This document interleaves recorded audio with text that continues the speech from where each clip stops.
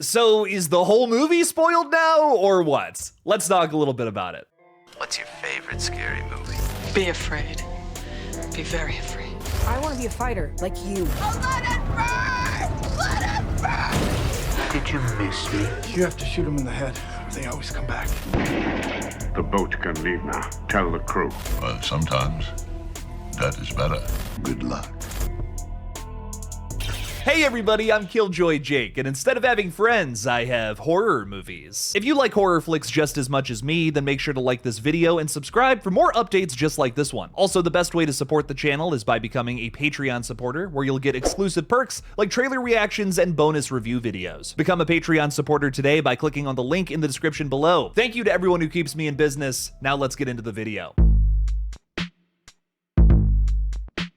This was such a bizarre headline to read because I basically predicted this in my last VHS update. Variety announced late last week that the found footage anthology franchise, VHS, has been acquired by Spooky Pictures and Image Nation Abu Dhabi, notably two of the production companies that worked on the last two flicks. Spooky Pictures is the company to focus on here. That's the studio owned by Roy Lee, who's produced horror hits such as The Ring, Weapons, and Late Night with the Devil. The company is also headed by Steven Schneider, who produced both the Paranormal Activity and Insidious series. With those kind of credentials, and with how this franchise is just continuing to thrive with each new entry, especially with its new Shudder renaissance that started back in 2021 with VHS 94, I'm guessing that a big reason for this acquisition is not just because of the popularity of the series, but also maybe to drop them in theaters first. Both of these guys have worked with Shudder a ton, so I'm sure that's still going to be the streaming home of VHS, but what if it gets a little theatrical run before that? That's kind of my guess with this. I'm sure fans would come out in droves to see these flicks on the big screen. If you keep throwing great directors, great creatives at these projects, people are going to show up for years and years to come. It doesn't matter how many you make of these things,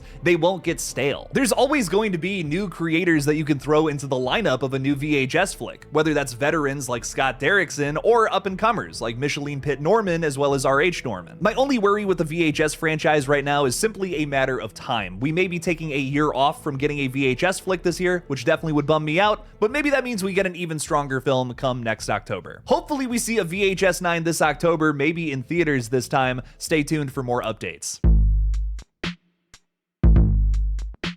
Saw is starting to sizzle as we get even more updates coming from Sundance this past week. Although initial reports that came out stated that James Wan would direct, Leigh Whannell would write whatever's next for the Saw franchise, Brad Miska over at Dread Central exclusively reported that another duo is actually looking to tackle the next set of games. It's being reported that Jeffrey Tock and Greg Weidman, writers of the Netflix movie In the Shadow of the Moon, will be penning the next Saw movie under the supervision of both James Wan and Leigh Whannell. James Wan is currently producing a spec script from the duo called Below for Netflix, which is likely how he got these guys to do the next Saw flick. Wan does this a ton, picking up filmmakers that he likes to continue his own franchise. Take David F. Sandberg, for example. Not only did James Wan produce his horror hit Lights Out, a feature-length version of his terrifying short film, but then James Wan wanted David F. Sandberg to direct the best Annabelle sequel, Annabelle Creation. So if you're wondering who the hell are these guys, that's kind of the point. Just like Wan and Whannell before the first Saw movie, Tock and Weidman have barely cut their teeth. To my knowledge, they've only really written that Netflix movie and a few episodes of various television shows, with some features in pre-production now. I think Wan and Whannell want to not only bring Saw back to that feeling of the original, but I think they want to recreate the scrappiness of up-and-comers trying everything they can to make a good film. I'm predicting right now that whoever directs the film, which is yet to be announced, is also going to be some sort of up-and-comer. Tock and Weidman have been praised by directors they've worked with previously. Take Jim Mickle, for example, who directed their 2019 Netflix movie. He stated about their script at the time, Gregory and Jeff's script is such a great mind bender and beautifully weaves together all of my favorite genres. Mind bender, that is exactly what I want from a good Saw twist. I kind of like the idea of giving some hungrier voices a shot at Saw, see what they cook up. Can they create some of that same magic of the original here? Now, this is still an ambitious swing, which does have me a little worried, but something to calm some of those nerves is that Wan and Whannell will be intimately involved with this flick, maybe even more so than they were with the original sequel, Saw 2. They seem to have had a blast getting back together, reminiscing on old times. Hi, I'm James Wan. Guess who I have here with me?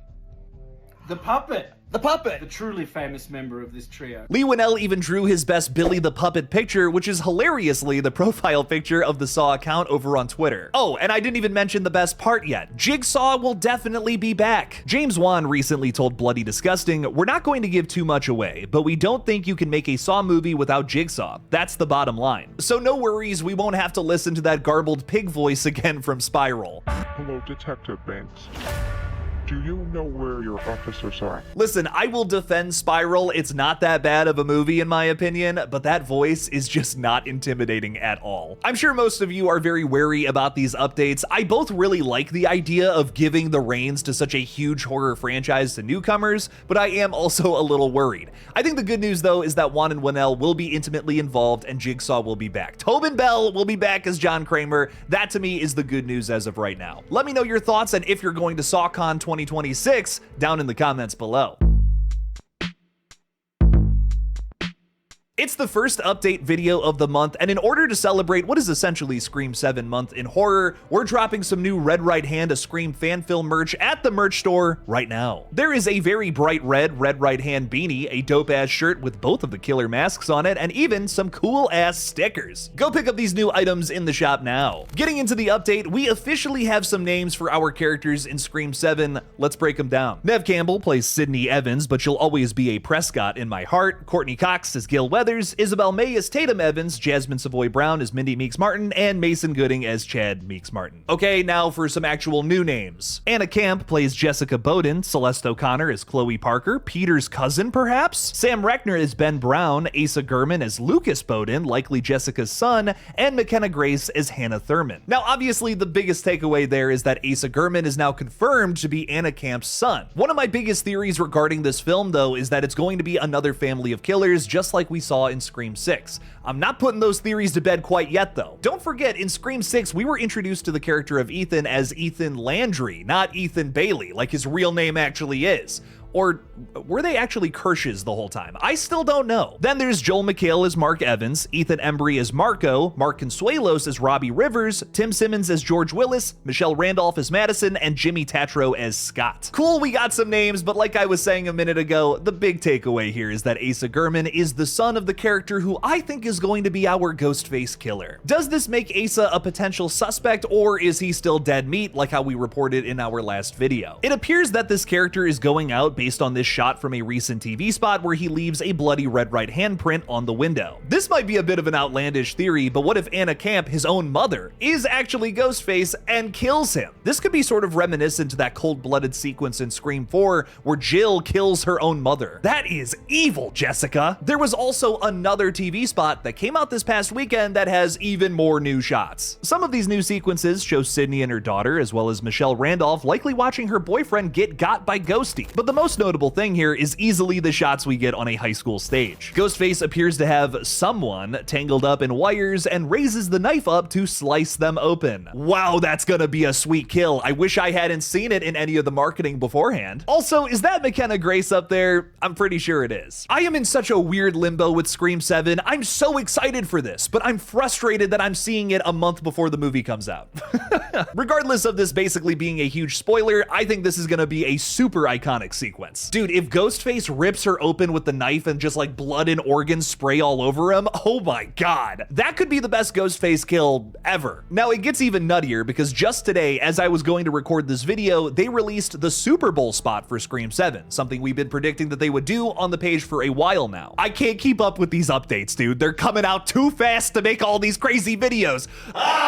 Let's break down even more new shots. Here we get a new sequence where Tatum is closing up the coffee shop. It feels really reminiscent of that quick flash of the businesses closing for curfew in Woodsboro during the original flick. There's also more of this interview scene between Gail and Sydney, and also the sound of what I think is Mindy crying in the background. Please don't be a goner this time, baddie chatty. You're way too hot to die. Right at the end though, this trailer egregiously slows down that line from Mr. Matthew Lillard where he says, This is gonna be fun. Are you fucking kidding me, dude? Dude, this is downright condescending, no matter which way you spin it. Either they've just given away the twist that Matthew is alive as Stu here, or it's just one big gag to distract us from whoever the real killer is. Maybe one of the only actresses we haven't seen in these trailers yet. I almost feel like Spyglass is just leaning into the fact that no matter what this movie ends up being, people are going to fucking hate it. So now they're just like amplifying that hate. I mean, just throw a hypothetical out there for a second here. What if Stu doesn't come back after all of this teasing? Guys, over the weekend, they just randomly released a clip from the original Scream of Stu talking about, oh, I'm gonna come back for the sequel. I'll be right back. Why would they do that? Why else would they do that unless they were trying to play with our expectations for this flick? Either Stu is coming back and they're just laying it all out, or Stu's not coming back and they're trying to get people to come to the theater. No matter what happens, people are going to be pooping in their hands and throwing it at the theater screen. And dude, it gets even worse because they dropped the very first character poster for Scream 7, which, mind you, fucking bangs. It's like the original poster with Drew Barrymore's face like really up close and stylized, but with Neve Campbell's Sidney Prescott this time. God, I hope we get one of these for every single character in the movie. That would be so cool. But over this post, they responded to a fan who said, is Stu back? And they just loop the soundbite of Matthew Lillard saying, this is gonna be fun. This is gonna be fun. This is gonna be fun. What? There's no way Stu is coming back in this movie now. If their big twist was Stu Macher is alive, we're finally doing it, guys. They wouldn't be going this hard with the marketing, man. My other thing too, dude, is that if there's no murder mystery, if it is just a return killer that we've already seen revealed, it's not a Scream movie. I'm gonna die on that hill, even though I love Stu Macher to death. Maybe my favorite Ghostface, but I don't want to see him return. Lots of insane updates today. Wow. What do you guys think about all this stuff, and which movie has you the most excited? Let me know down in the comments below. Thank you all so much for watching. Please subscribe, and as always, don't forget to kill it out there, y'all.